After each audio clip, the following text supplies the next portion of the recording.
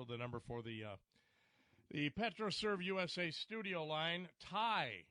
I think Ty might actually be. Is Ty actually your real name? Since I asked what name you're using today. Yes, it is. You can be honest now, bud.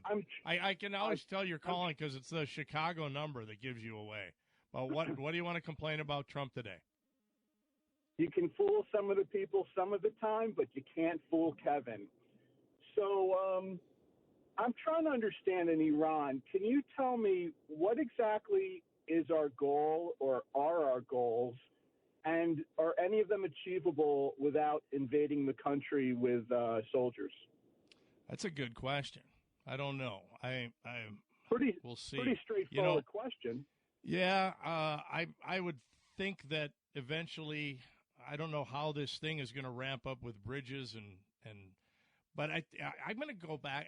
Have you seen any of the stuff of the Promethean, the two gals that have really dug into the tie-in to London, Lloyd's of London, British Petroleum, the Iranian regime for 50 years now, and that whole money washing thing? Have you seen anything on that? No, but it wouldn't surprise me at all. Oh yeah, dude. That's the I know you don't like Trump. I get it, but I'm just saying. Listen. Barbara Boyd is her name. She's got a bunch of videos out, and she really makes a lot of sense about when they got rid of the Shah. And this is way back, like to 1918, when there was a British entrepreneur or whatever, philanthropist, that basically signed the deal that gave all the oil to the Anglo-British whatever oil company, which has evolved into BP.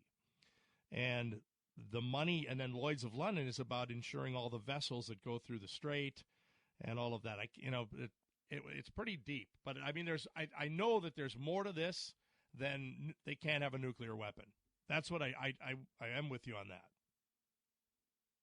Well, I'm all for beating the hell out of Iran.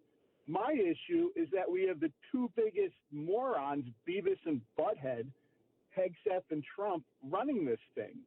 I mean, can it be any more of a unit show? You can't even answer what our goals are.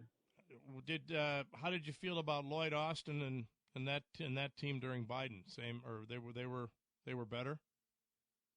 Compared to this, no brainer. Yeah, I really want a weekend Fox News host running things. Well, but he can do lots he's of a lot, pull-ups, dude. so He did that after a pretty solid career in the military. I mean, and if the recruiting numbers weren't where they are, what? Wait. He was a major. Look, I didn't serve, so I don't want to disparage anyone's military service. Right, but correct me if I'm wrong. If the military was a corporation, putting Hegseth in as CEO was like taking someone out of the mailroom and making them the CEO.